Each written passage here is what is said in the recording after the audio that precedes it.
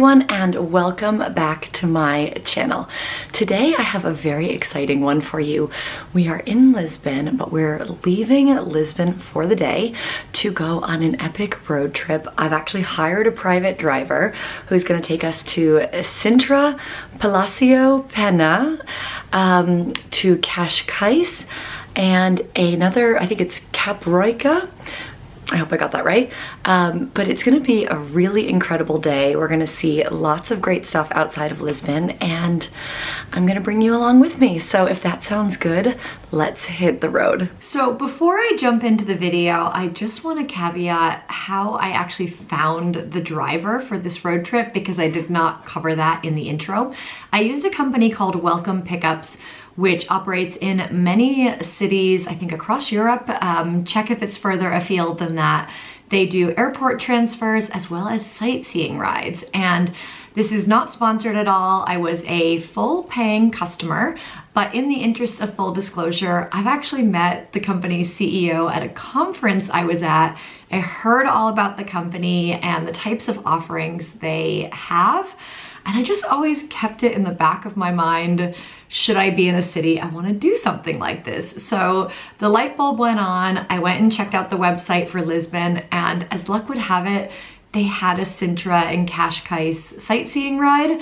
So I booked that. There's 5 different stops included in this trip, and I will leave all of that linked down below. So I hope that clears it up. I didn't just like start Googling drivers, but that could be an option depending on what city you're in. But definitely check out Welcome Pickups, because as you'll see in this video, we had such a wonderful experience. So now on to the road trip. So we met our fabulous driver from Welcome Pickups, who's called Nuno, outside of my hotel. So I did travel with a friend for the day. I stayed at a really great hotel in Lisbon. It's a Pestana property located near Marquis de Pombal.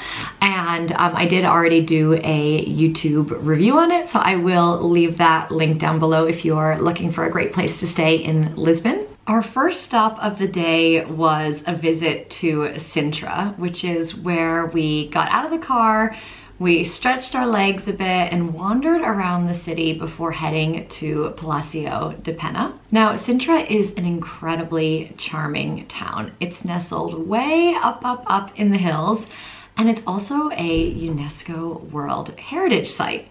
So when you walk through the town, you cannot help but feel like you're stepping back in time.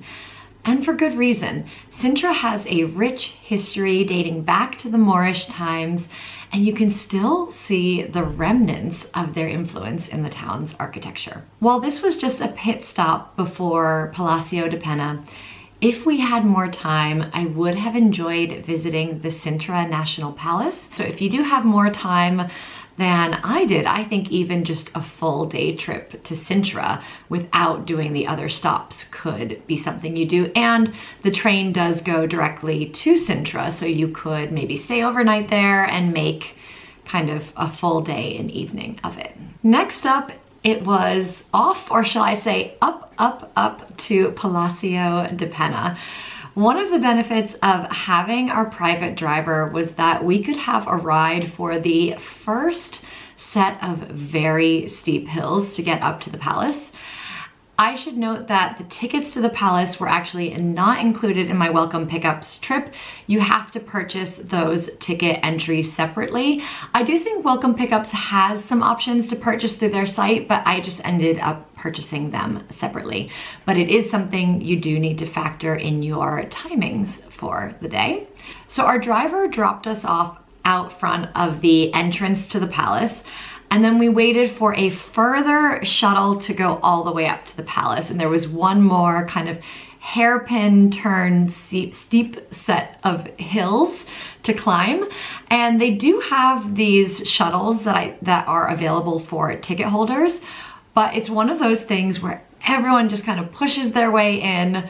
And we were very lucky to get a seat because some people were standing and the bus is just driving crazily up. So it's definitely not for the faint of heart, but it's a very short ride, and I didn't feel unsafe at any point. I just felt like a bit roller coaster ride-esque going up in that free shuttle. So as we reached the top, we were really shocked to see huge queues to enter Palacio de Pena. All of the reviews that I read online about the volume of crowds, they were not lying. So sometimes when you see a theme over and over again with travel, especially if it's related to crowds, you've just got to take that at face value. And I can definitely be another one adding to that. As a result, you definitely should purchase your tickets in advance for a specific timed entry. But one of the things that was an unexpected hack, and I don't know if our driver just kind of helped us do this, because we obviously did stop in the town of Sintra beforehand, but doing so made us a little bit late. Like, I'm not talking like a huge amount, maybe like 10, 15 minutes late for our timed entry.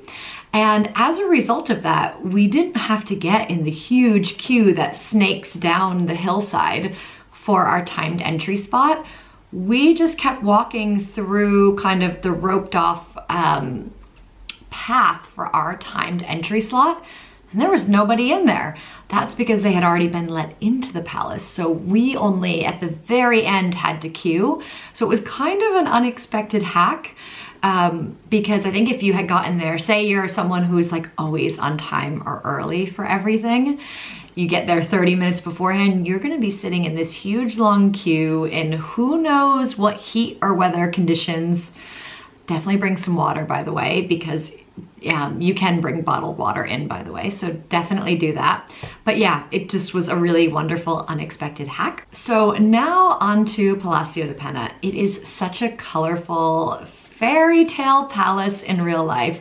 I know some people come and do not go inside, but I really enjoyed seeing the interior and I would highly recommend it. You're traveling all the way out there, go inside and check out the palace. And especially if you're like me and you love architecture, there's so much architecture to experience here. But here's a few interesting facts on Palacio de Pena. It was built by Ferdinand II. The palace was actually commissioned by King Ferdinand II of Portugal and completed in the mid-19th century. It was originally intended for use as a summer residence for the royal family. Palacio de Pena is often referred to as a fairy tale castle, and for good reason. It showcases such a blend of architectural styles, including neo-Gothic, Neo-Renaissance, Neo-Islamic, and Neo-Manuelan. But just as a traveler who's visiting, you know, I'm not an architect, I haven't extensively studied architecture, it does feel like you're on like a Disney fairy tale castle set. That's how beautiful and magical it is. Now, you can also see the Moorish influence of the interior inside the palace, which features intricate tile work and decorations by Moorish design.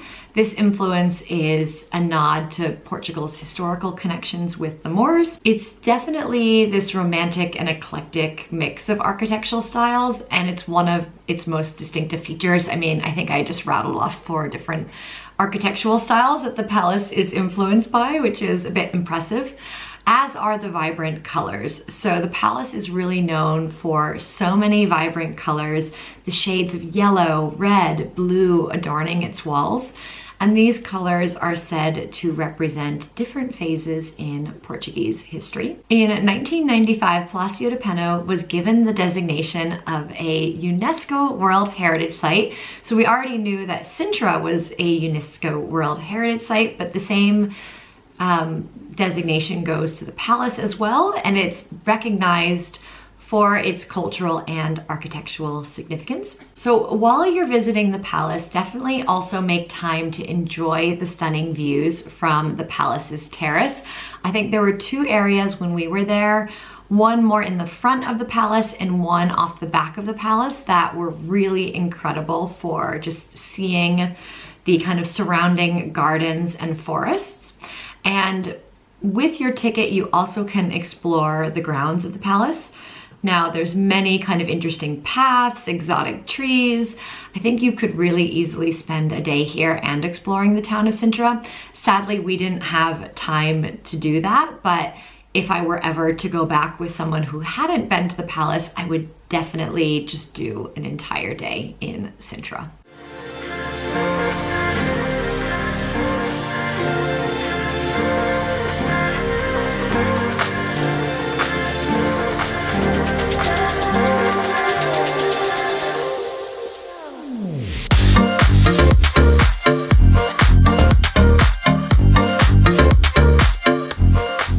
So after quite a bit of sightseeing, it was time to head to lunch, and we took a scenic route there to enjoy the coast of Sintra, which was just lovely. As we were there in November, it wasn't quite the warm beach weather we would have liked to experience, but it's a great reminder to come back in the warmer months. The beaches are just so beautiful. A friend of mine who lives in Lisbon had suggested we try a specific restaurant. It's Restaurante Azenhas do Mar, and it's located on the coast of Sintra in this stunning area along the water. The restaurant itself is located at the bottom of a small promontory on which the village of Azenhas do Mar is located. There's a small beach with rocks that retain water at low tide, forming a natural pool. And when you look above the restaurant, there are all these charming homes carved into the hillside. It all just felt quite special. The restaurant itself is based on an old watermill, of which there are photographic documents dating back to 1912. The menu here is seafood heavy, as one would expect being on the coast, and it was fantastic.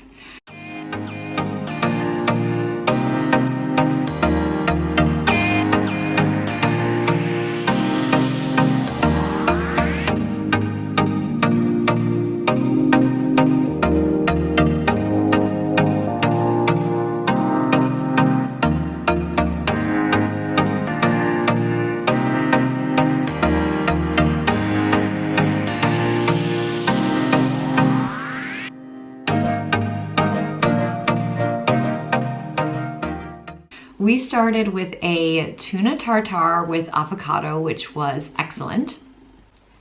We also had a sea bass ceviche as a starter. For the meal, we decided to share a grilled sea bass, which is cooked whole.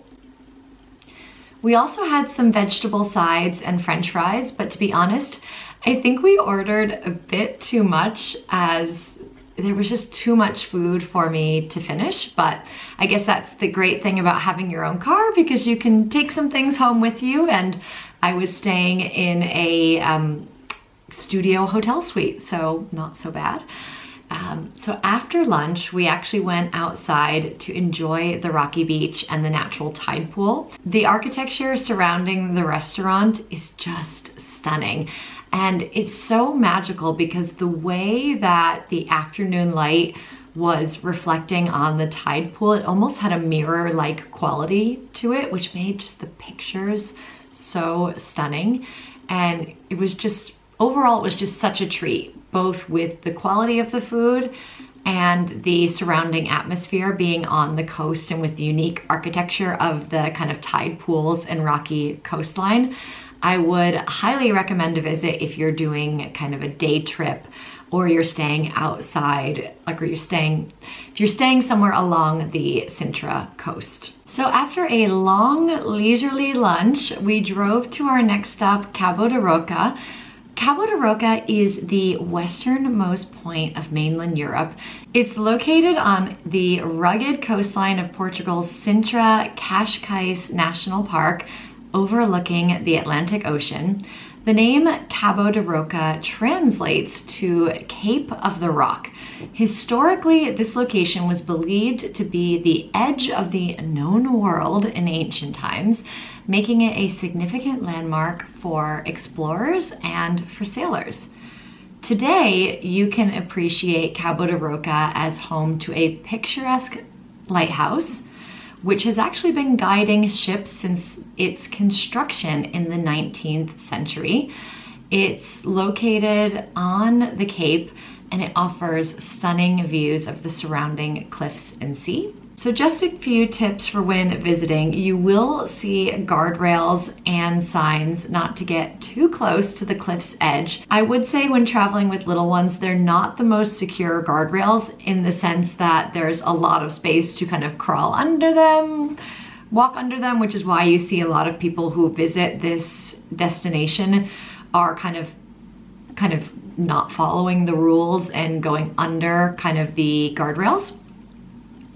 Just keep in mind that the dramatic cliffs rise nearly 140 meters above the Atlantic Ocean, so it is really important to pay attention to those signs and to take them seriously. That's my public service announcement. But also of note, there is a cross statue at Cabo da Roca, which is known as the Cabo da Roca Cross, or Cross of Cabo da Roca. And the cross is made from stone. It stands on a pedestal overlooking the cliffs and the Atlantic Ocean. It serves as both a navigational marker and a commemorative symbol of the historical significance of this location. My tip is to come during the golden hour. This is exactly why we timed this stop on our journey for that time. It's so beautiful at sunset, the way the sun kind of just warms up kind of the green and the browns from the cliffs and the vegetation, the lighthouse. It was absolutely magical to be there at golden hour and to start to watch the sunset. So we did do one final stop before we went back to Lisbon. We did stop in Cascais, and it was dark at this point. We were honestly really tired because it's just been a full day of sightseeing and road tripping. We were not hungry for dinner at this stage because we had eaten so much food at lunch. So we ended up going with Nuno, our driver, for an ice cream at his favorite ice cream place. And he really kindly took us on a walking tour of Cascais in the evening. It's such a small town, but very charming. So many outdoor cafes, restaurants. It's located on the water. It has some of its own beaches within walking distance of the city center. And yeah, it also would be kind of a lovely place to spend a night. I think if you want to get away from the hustle and bustle of Lisbon, or if you're road tripping around Portugal, it looks like it has so much to offer. But because we were with Nuno and I wasn't formally kind of filming this for YouTube, I decided not to film that stretch of the trip. So you'll have to take my word for it. But yeah, so with that said, that concludes my wonderful day trip to Sintra, Cabo da Roca, Cascais. It was such a fantastic day. It was so great that we had a driver. We could really do the day at our own desired pace, which included stopping for a super leisurely lunch. And it was just so nice to have that freedom and flexibility without actually having to do the driving. Now, of course, you could always, if you love driving, you could always rent a car, you could take the train to Sintra. There are ways you can do this without a driver, but I just loved the convenience and value for money of having one. So yeah, so please, as always, if you liked this video and found it helpful, please hit that like button. That really helps my channel. Leave a comment down below. Have you been to any of the places mentioned in this video? Do you have any tips, any feedback, suggestions, great restaurants? Sharing is always caring here on this channel. And as always, all the places that I have mentioned will be linked down below in the video description box. And then last but certainly not least, if you liked this content and want to see more of my travel videos, I actually have some other travel videos already on Lisbon and hotels I've stayed at in Portugal, as well as Porto as well. So make sure you're subscribed to this channel. It costs you nothing. It just means that you see my latest videos when you pop on YouTube. How great is that? So thanks again for tuning in, and I will see you soon.